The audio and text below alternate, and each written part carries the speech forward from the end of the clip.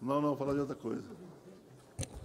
Senhor presidente, senhoras e senhores parlamentares, povo que nos acompanha pela TV Assembleia e, em especial, o plenário que hoje nos prestigia, particularmente a representação dos movimentos sociais, que vem a esta casa hoje em função exatamente de uma situação que nós estamos vivendo, que, sem sombra de dúvida, tem nos provocado algumas preocupações, particularmente em relação à obstrução do processo democrático que foi construído com muita dificuldade e, particularmente, com a participação efetiva de um partido que tem, na sua história,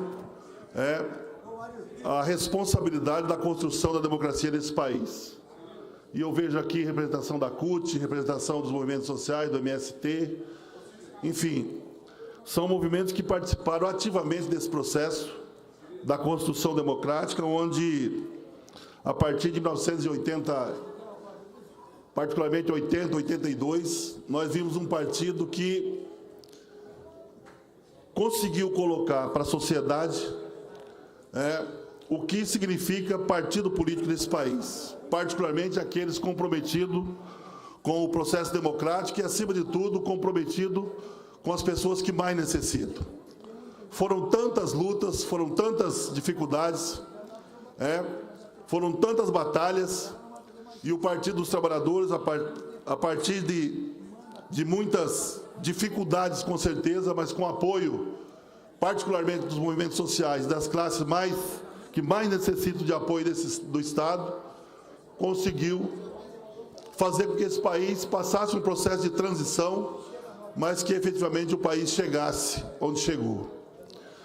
E o que a gente vê hoje é um verdadeiro massacre em relação à democracia, que culminou num golpe que tirou da presidência uma mulher lutadora, uma mulher que foi acusada daquilo que não fez, mas não foi reconhecido, com certeza, o que esse partido fez para a sociedade brasileira. E aí, então, esse golpe combinou com o impeachment da Dilma, que até hoje ninguém conseguiu e não vai conseguir provar absolutamente nada contra a nossa presidenta, aliás, porque foi dito que ela tinha feito uma coisa chamada pedalada fiscal, que até hoje não conseguiram convencer nem a eles próprios, mas, na verdade, o que foi colocado foi uma situação que nos constrange até, que foi exatamente tirar do poder alguém que foi legitimamente eleita, e que aí a direita, de forma raivosa, não conseguiu conceber a vitória, não conseguiu conceber de que a democracia nos permitiu isso e promoveu, então, o golpe que nós falávamos dessa tribuna, que era golpe, que tirou, então, a companheira Dilma do poder e, particularmente,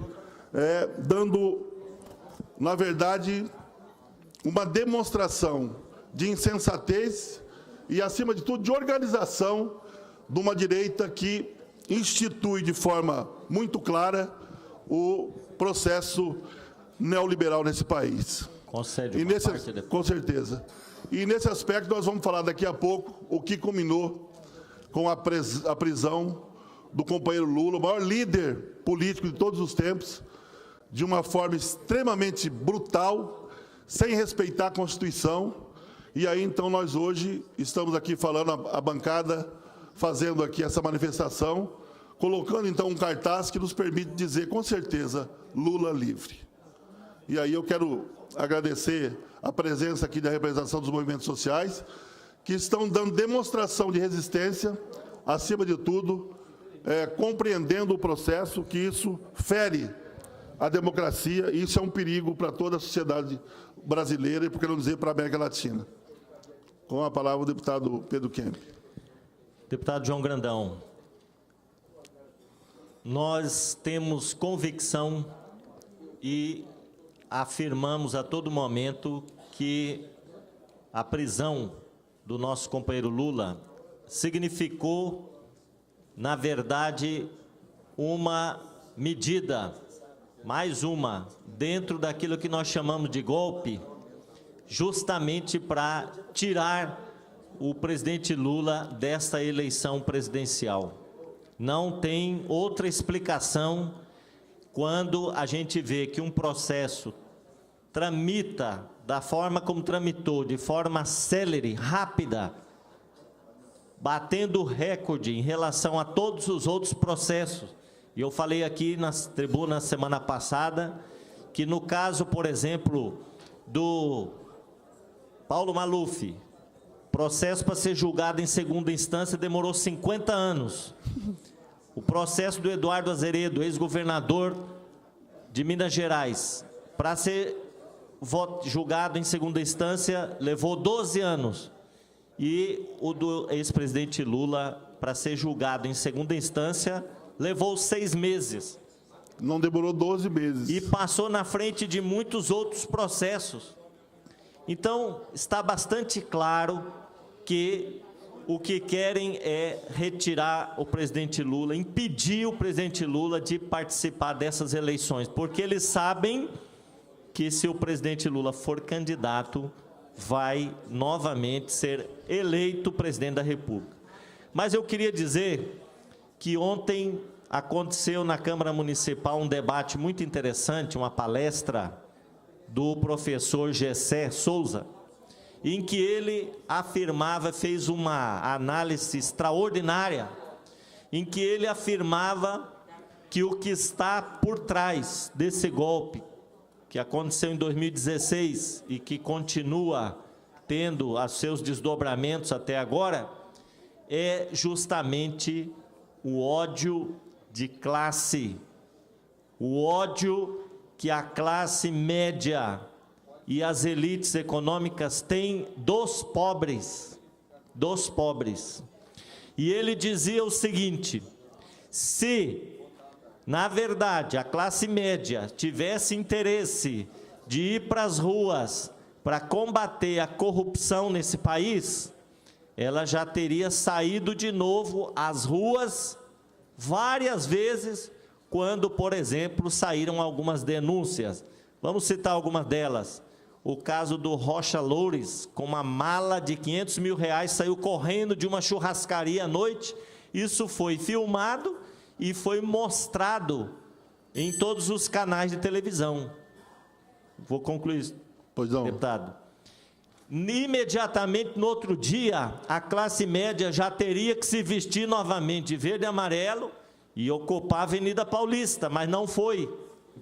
Várias denúncias contra o senador Aécio Neves. A classe média tinha que se vestir de novo de verde e amarelo e ir para as ruas. Depois, quando o apartamento do Gedel apareceu com aquelas malas, 52 milhões, imediatamente essa classe média hipócrita, burra, porque está sendo usada, deveria de novo ter saído às ruas para pedir condenação, julgamento dessas pessoas. Mas não sai mais às ruas. Como nós já falamos várias vezes aqui, as panelas estão silentes, guardadas nos armários. Por quê? Porque só saiu às ruas essa classe média quando se tratou de tirar do poder o PT, que representa o quê? O projeto dos pobres. Então há, na verdade, um ódio de classe social. A classe média brasileira não aceita que os pobres tenham um representante na presidência da República e faça políticas públicas, sociais, de inclusão social. É isso que está colocado. Então, essa história de combate à corrupção é balela. Essa Lava Jato rasga a Constituição, desrespeita a Constituição a todo momento, né? Cerceando o direito de defesa, condenando Lula sem nenhuma prova material, nenhuma. Foi condenado com base numa delação premiada de um empresário que queria negociar a redução da sua pena. Então, é muita hipocrisia, muita cara de pau o que estão fazendo. E o mundo inteiro está observando, e em várias partes do mundo tem gente se manifestando nas ruas, dizendo: presidente Lula está sendo vítima de uma conspiração, de um golpe, de uma armadilha, só para que ele não seja candidato a presidente da República. E quanto mais fazem maldades contra o presidente Lula, mais ele sobe na pesquisa. É uma coisa impressionante. Por isso que eu digo, eleição sem a participação do Lula este ano será uma fraude. Será uma fraude. Se alguém for eleito numa campanha dessa, será ilegítimo, porque é uma eleição fraudada. Obrigado, deputado Pedro Kemp. Solicito que seja incorporado nas notas taquigráficas. E aí, antes de passar a parte ao deputado Amarildo, deputado Pedro Kemp, por que, na nossa avaliação, e a gente conversou muito sobre isso, por que eles não estão na rua hoje de camisa amarela, batendo panela, enfim? Porque, na verdade, deputado Amarildo, esse golpe foi instituído dentro de dois parâmetros. E um deles é a questão daqueles que têm o domínio absoluto dos meios de produção, o domínio absoluto do capital. Então, muitos que foram para a rua, que até ganhavam um salário razoável, ele não é o dono do capital, ele trabalha para o capital. E aquele que é o dono do capital, que detém os meios de produção, com certeza estão vibrando com o golpe. Por quê? Porque atendeu aos seus interesses. Daí, então, tem alguns que hoje até gostaria de ir para a rua. Talvez não vai porque está em casa, desempregado, e tem vergonha de sair para a rua em função do que fez anteriormente. Quantos deles não está nessa situação? Por quê? Porque foi manipulado pela grande imprensa, porque foi manipulado pelos donos do capital. Vamos colocar quantos patrões que não incentivaram para que os seus empregados fossem para a rua bater panela. Por quê? Porque eles detêm o meio de capital, detêm o capital, e agora a política que foi desenvolvida, o golpe, foi exatamente para atender esses interesses. Daí, então, essa situação de marasmo, né? Parece que nada está acontecendo. Parece que está tudo certo, tudo normal. E aí, acha-se o quê? Tenta-se achar um bode expiatório, tenta-se achar alguém para pagar o pato. Né? Lembra da questão do pato? Quem é que está pagando o pato agora? Quem está pagando o pato, com certeza, são os trabalhadores com reformas absurdas, são os trabalhadores com a terceirização, mas é isso. Com a parte do deputado Amarildo. Deputado João Grandão, nós estamos do lado que sempre estivemos. Claro. Nós estamos no mesmo lugar, defendendo as nossas convicções, no mesmo partido, com as mesmas bandeiras, porque entendemos esse momento, entendemos esse perfil triste da sociedade brasileira, que se manifestou, do ponto de vista político, de uma forma muito mais contundente nesses últimos anos, em função desses episódios todos. É triste você ver como que algumas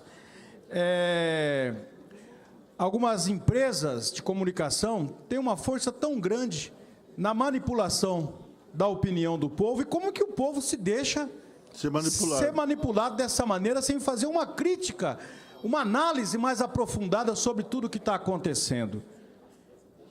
Quem que nesse país acreditou seriamente que quem estava lá nas manifestações de 2013, 2014, quando começou, né, que estava atrás de acabar com a corrupção no Brasil, com um sistema, principalmente eleitoral, como esse que nós temos?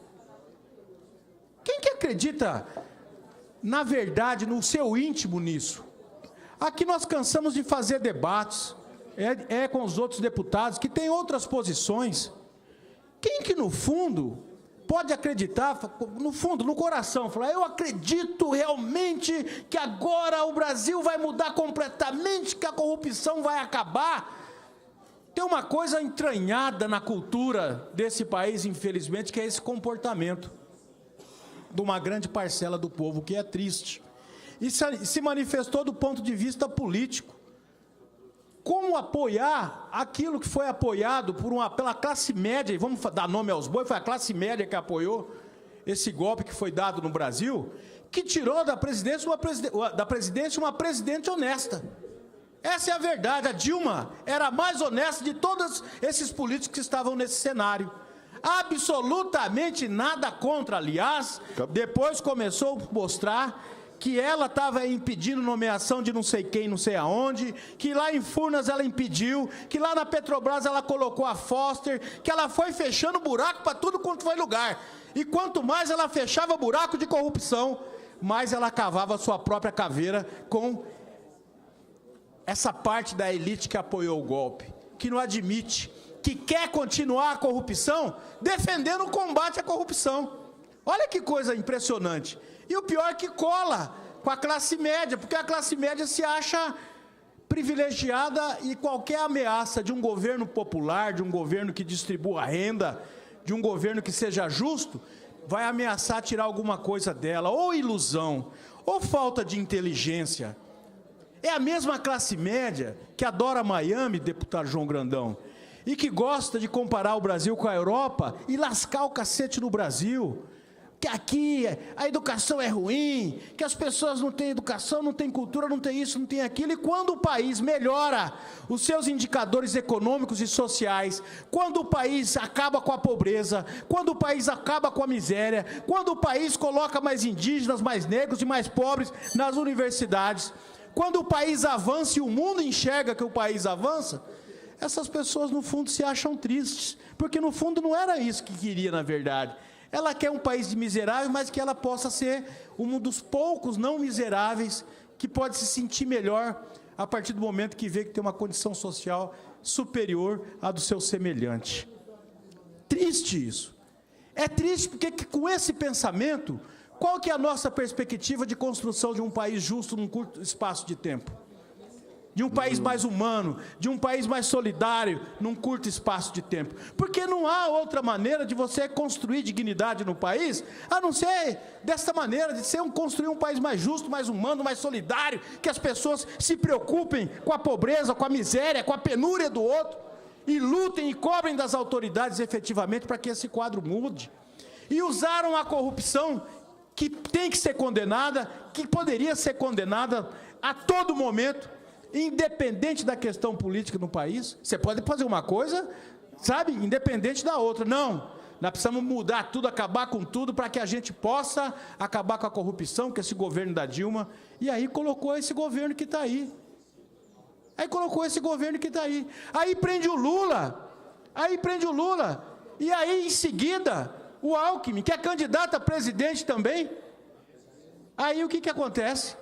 O STJ manda o processo, não anda para a Lava Jato, manda o processo dele para o TSE.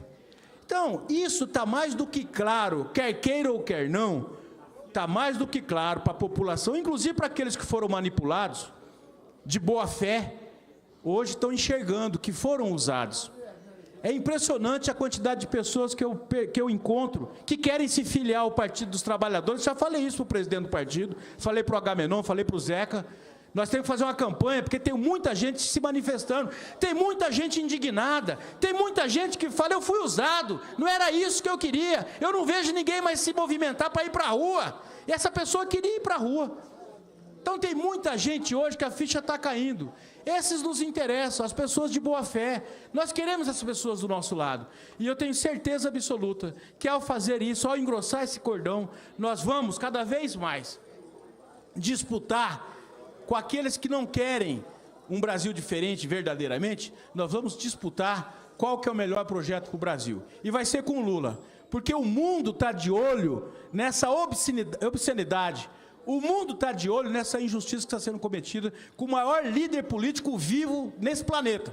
Quer queira ou quer não, mas pela história que foi construída, por aquilo que ele representa, por aquilo que ele fez e por aquilo que ele pode fazer ainda pelo nosso país e que vai fazer com o apoio nosso e com o apoio das pessoas de boa fé no nosso país. Obrigado pela parte, senhor deputado. Com certeza, deputado Amarildo, também solicito que incorpore nas notas taquigráficas. E em relação ao depoimento do Alckmin, deputado Amarildo. Deputado Amarildo. Deputada Amarildo Cruz, em relação ao depoimento do Alckmin, Vossa Excelência não falou uma situação que, além de ser um depoimento por escrito, sigiloso. Sigiloso e por escrito. Por escrito, sigiloso e por escrito, o dele, né? Então, isso tem que ficar claro. Fica bem, assim, bem transparente. Mas, diferenciado. Em relação ao Lula, tudo pode, tudo deve. Em relação aos outros, nada pode, nada deve.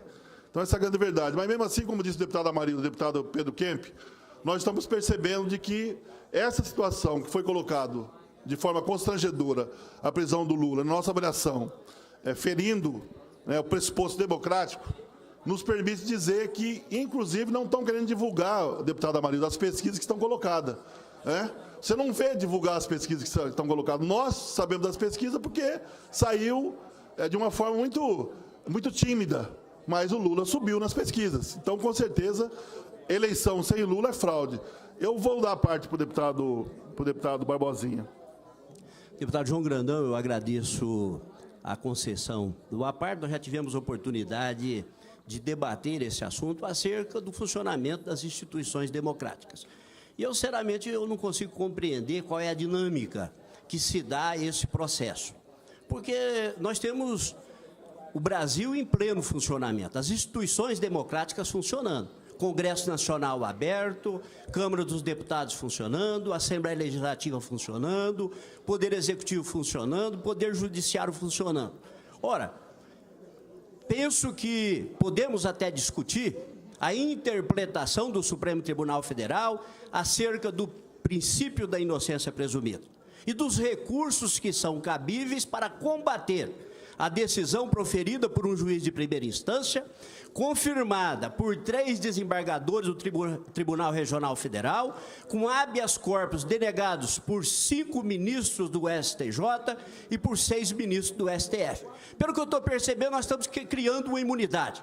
Se o cidadão está bem na pesquisa, se o cidadão, no exercício do mandato, ele cumpriu com uma função social importante do ponto de vista criminal, ele está isento. Isso não está previsto no Código Penal. Nós podemos admitir a discussão sobre todo aspecto. Nós podemos admitir o princípio da ampla defesa. Penso, inclusive, que do ponto de vista constitucional, cabe a interpretação acerca do princípio da inocência presumida dada pelo Supremo Tribunal Federal. Mas nós não podemos admitir que, pelo fato do ex-presidente Lula se apresentar bem na pesquisa, do ponto de vista do governo ter construído o avanço social, que esse aspecto possa servir de imunidade para a prática de crime. E, nesse momento, nós temos uma sentença proferida por um juiz de primeiro grau e nós temos uma decisão confirmada pelo Tribunal Regional Federal. Portanto, se submeter ao Estado Democrático de Direito significa utilizar os instrumentos que o Estado Democrático de Direito proporciona.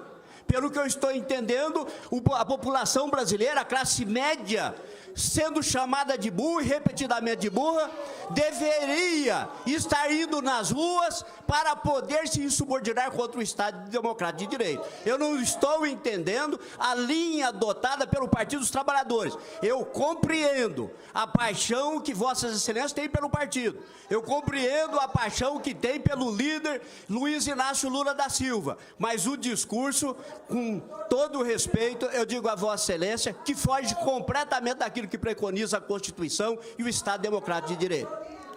Nobre deputado Barbosinha, eu quero discordar literalmente de Vossa Excelência quando Vossa Excelência fala que as instituições estão funcionando plenamente. Nós não estamos entrando no debate se estão funcionando ou não plenamente, está certo? Nós estamos entrando no debate a serviço de quem é que estão funcionando. A serviço é de quem que estão funcionando as instituições? Ué, de que maneira que estão funcionando? Quer dizer que vale para uma, não vale para outra? Foram 2 denúncias, por exemplo, contra o atual presidente. Foram todas não foram aceitas. A instituição Câmara Federal, a instituição simplesmente Senado Federal, se rendeu e não deu absolutamente nenhum resultado que a sociedade esperava. Ou não era isso? Agora, em relação à presidenta Dilma, Vossa Excelência, advogado, professor universitário, Vossa Excelência, com certeza, tem convicção e certeza do que fala nas aulas que o senhor profere. Numa aula, o senhor proferia uma aula dizendo de que a decisão que foi tomada contra a presidente Dilma é uma decisão constitucional, porque está escrito que pode se fazer o impeachment na Constituição, a decisão que foi feita em relação a Dilma, ela é constitucional? Absolutamente não. Por quê? Porque não tem crime. Qual foi o crime em relação a Dilma? Qual é o crime? Qual é a materialidade do crime? Vossa Excelência é expert na questão penal. Qual é a materialidade do crime em relação ao presidente Lula? Se daqui a pouco, se amanhã, estão dizendo na imprensa que amanhã o apartamento que era do Lula vai para o leilão. Quer dizer, qual é a materialidade do crime em relação ao Lula? Mas dinheiro de corrupção é onde? Onde é que está colocado? Onde é que está colocado? Falaram que ele tinha uma conta no exterior, mas aí o delator vai lá e fala, não, essa conta que administrava era eu, a conta não era dele. Falaram de que ele tinha um sítio, mas o sítio não está no nome dele. Cadê a matéria? Ninguém está defendendo aqui, deputado Barbosinha, absolutamente.